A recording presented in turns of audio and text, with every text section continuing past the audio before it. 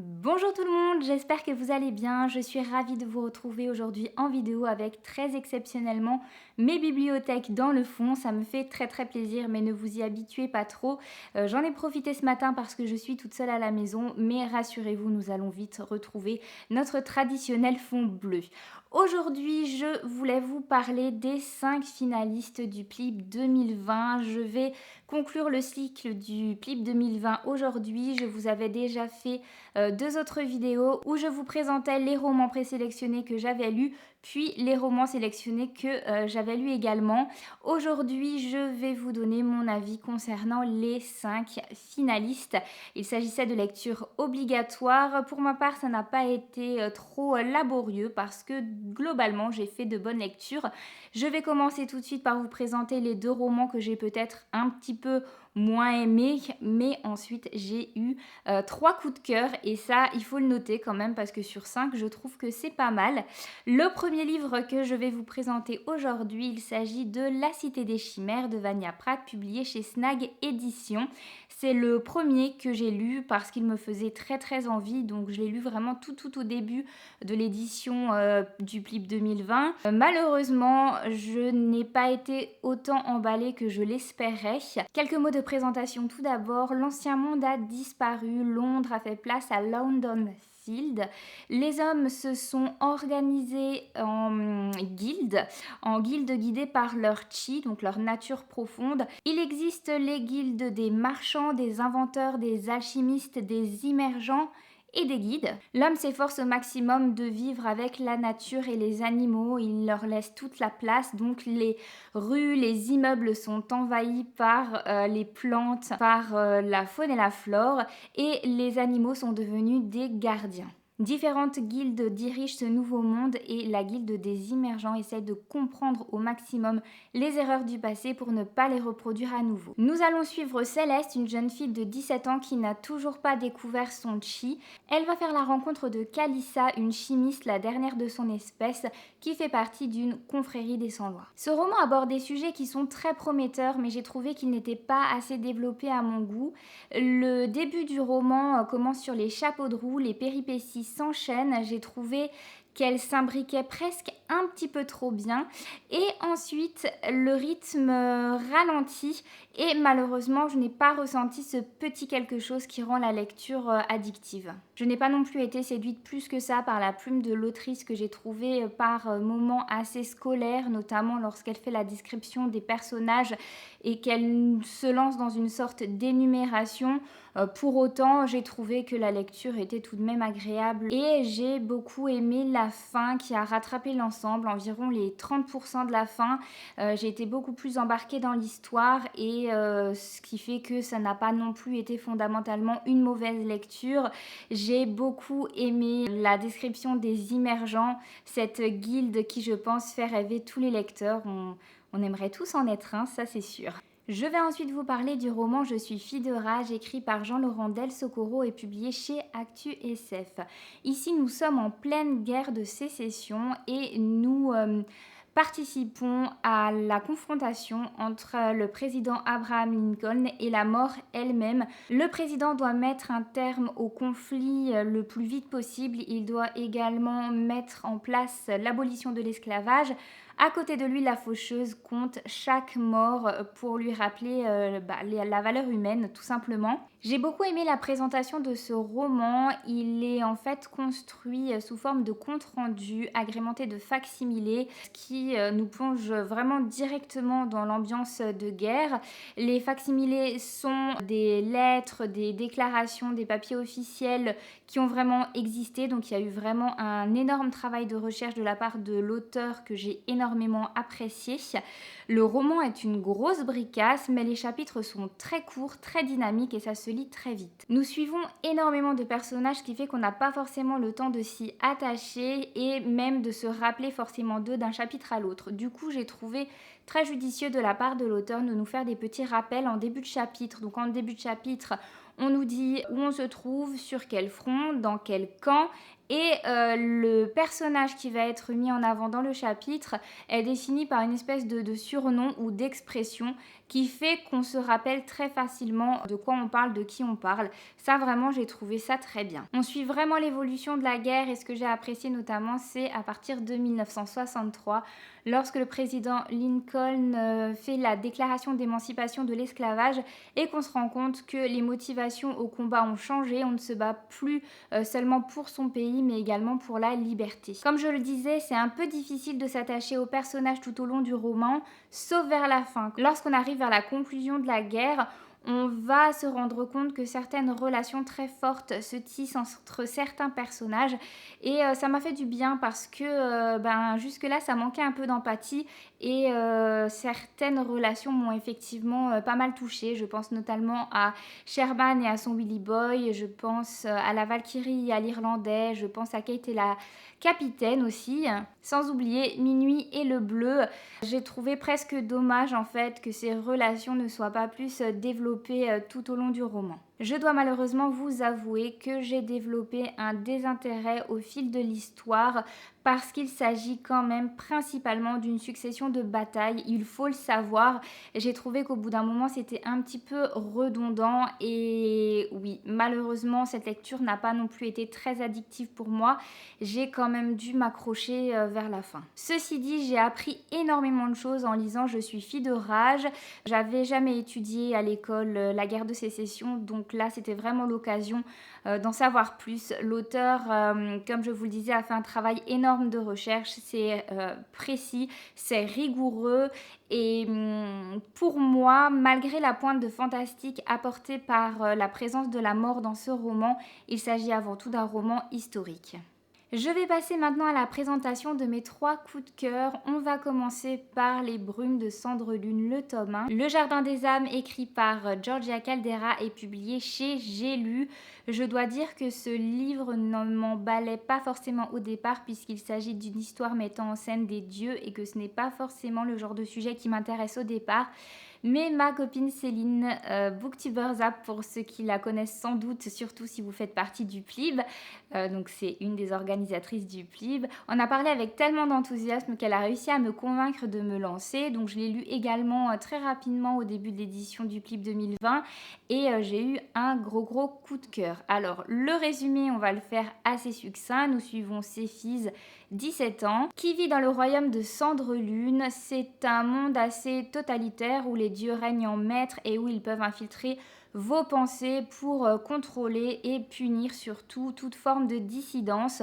Céphise, elle ne rêve que d'une chose, c'est de se venger, de venger la perte de sa famille et bizarrement, elle semble échapper à ce fameux contrôle des dieux puisqu'elle a des pensées assez sombres, assez noires. Elle veut se venger contre l'empereur Dieu et visiblement elle ne se fait pas attraper. Pour vous situer un petit peu le roman, c'est un univers qui se situe entre de la dystopie et de la dark fantasy. Le grand point fort pour moi, c'est la plume de Georgia Caldera qui est vraiment très jolie, très agréable à lire, fluide, poétique même. Je crois que c'est ça qui m'a vraiment embarquée dès le départ dans cette histoire.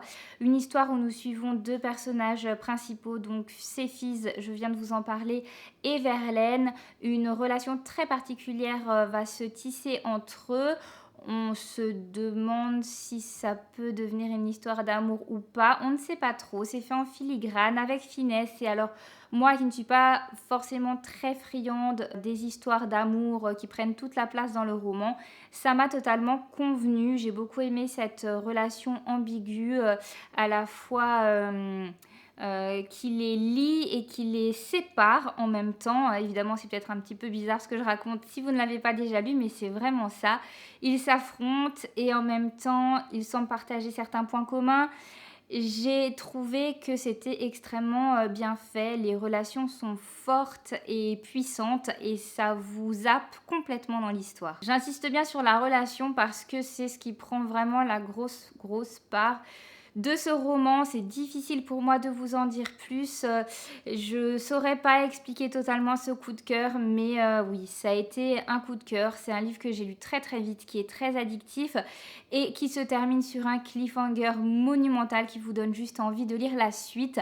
Et la suite, je vais quand même vous en toucher quelques mots, même si je vais vous mettre dans le petit i le lien vers la vidéo où je vous en parle. J'étais impatiente de lire le tome 2 et j'avoue qu'il ne m'a pas fait un aussi bel effet que le premier tome.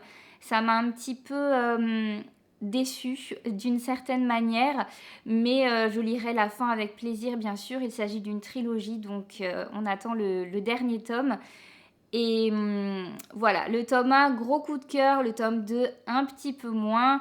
Dans le tome 1, on est beaucoup dans la fantaisie, alors que dans le tome 2, on est plus dans le côté science-fiction. Donc c'est peut-être ça aussi qui m'a peut-être moins emballée.